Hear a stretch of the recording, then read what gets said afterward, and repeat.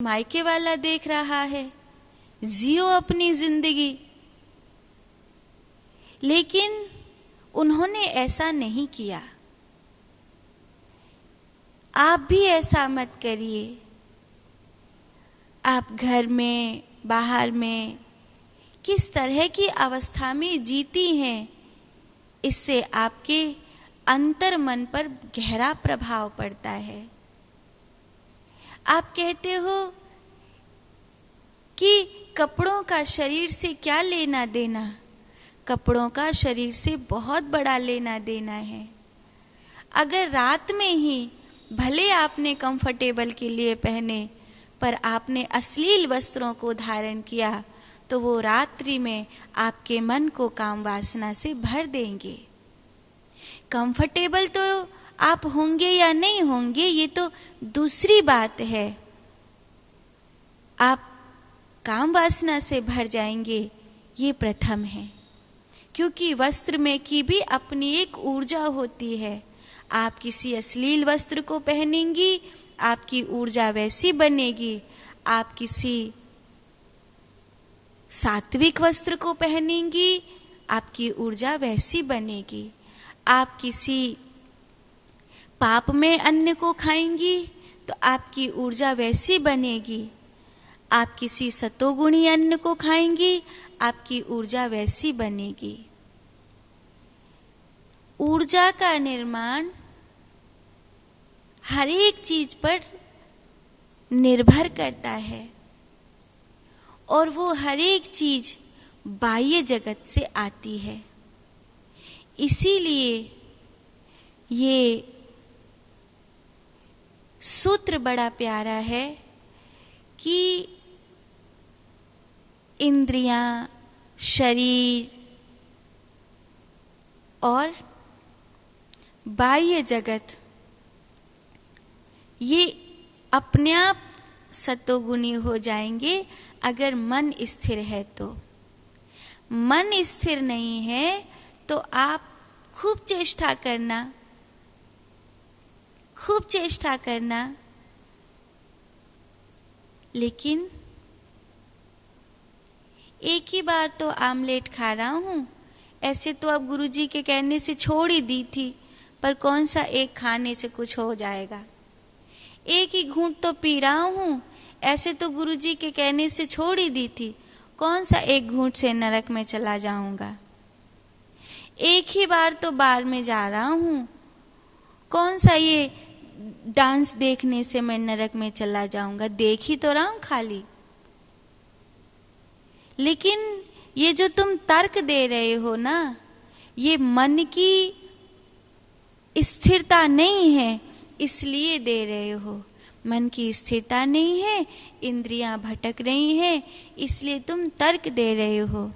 पर अगर सोचो, अगर तुम ये कहते हैं तुम्हारे गुरुजी कि एक बार मृत्यु के समय भगवत स्मरण हुआ तो तुम मुक्त हो जाओगे, तो सोचो अगर एक बार तुमने पाप किया तो तुम नरक में क्यों नहीं जाओगे।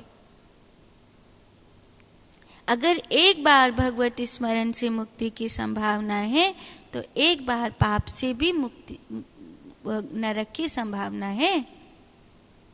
लेकिन मन तर्क देता है, अरे कौन सा पहाड़ टूट गया, थोड़ा सा बस यही तो किया है, इतना ज्यादा क्यों हाइपर हो रहे हो। कौन सा मैंने इतना बुरा कुछ कर दिया।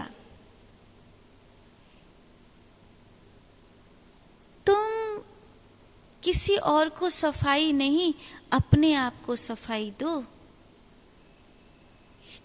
शरीर, इंद्रियां, बाह्य जगत ये तुम्हें फंसा लेंगे, क्योंकि ये तो बेचारे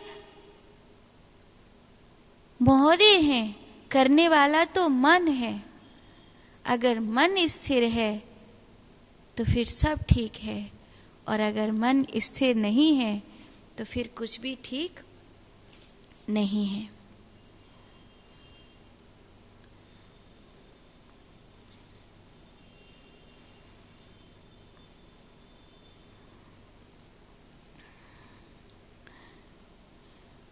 चित्त को अंतर्मुख करके उसको तुर्य रस में परिपूर्ण कर देना। बाह्य भूतों में कोई भी विषय हो पर उसमें तुर्य रस से जागृत हुआ जीव अपने मोक्ष का मार्ग निकाल लेता है। यह स्वतंत्र लक्षण शक्ति चित्त स्थिति के समान ही शरीर के बाह्य करणों, इंद्रिय तथा उनके विषयों को भी अनुप्राणित करती है और तन्मय हो जाती है। ये शक्ति स्वतंत्र शक्ति है। ये चित्त की स्थिति के समान बाह्य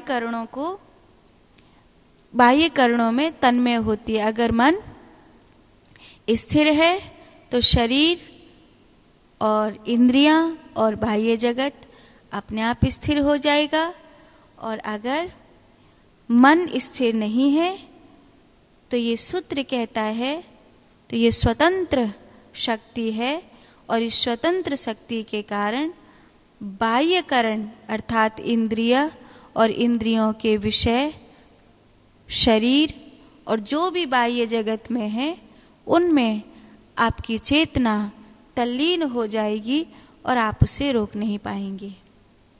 चित्त स्थिति की तरह योगी को शरीर, करण और बाह्य पदार्थों में भी निज स्वरूपभूत शुद्ध भाव की ही उन्मग्नता का अनुभव होता रहता है।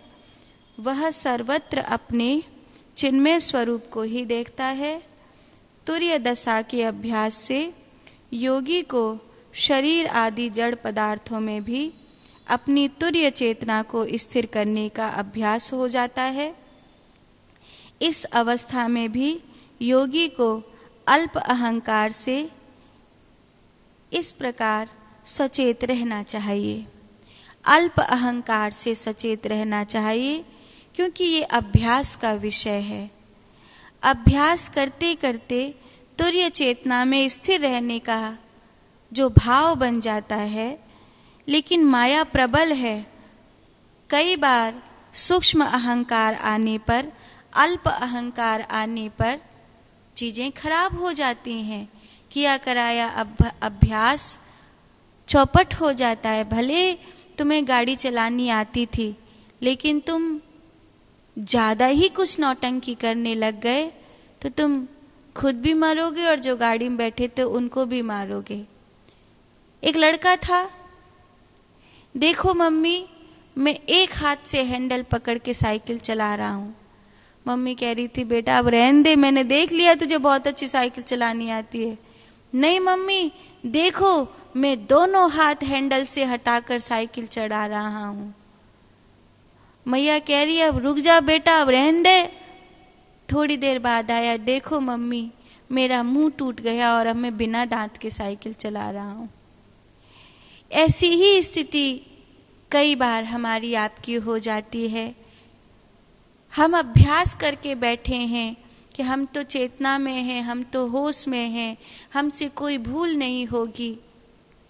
लेकिन जहाँ क्रोध ने अपना रूप दिखाया, जहाँ काम वासना ने अपना रूप दिखाया, जहाँ भीतर से माया का विद्युतीकरण हुआ और मन की स्थिरता जैसे ही डगमगाई, शरीर ने, इंद्रियों ने, बाह्य जगत ने, सब ने मुझसे विद्रोह करना शुरू किया, और उस समय मेरे अल्प अहंकार के कारण वो सारा ज्ञान जैसे पानी में डूब जाता है, और इतनी बड़ी गलती हो जाती है कि फिर उस परम ऊर्जा से जिसे तुर्य अवस्था में बैठा था पतन हो जाता है, और फिर नई यात्रा आरंभ करता हूँ। अभ्यास किया था, फिर भी इतनी बड़ी भूल हो गई। क्यों हो गई? अल्प अहंकार के कारण, सूक्ष्म अहंकार के कारण ये भूल हुई है। तो इस प्रकार यह 40वां श्लोक था आणोपायन अध्याय का 72वां सूत्र। चित्तः स्थितिवत शरीर करणावाययेषु। मन की ही एक स्थिरता शरीर और इंद्रियों और बाह्य जगत में व्याप्त स्थिति को साध सकती है। अब हम आगे के सूत्र में चले।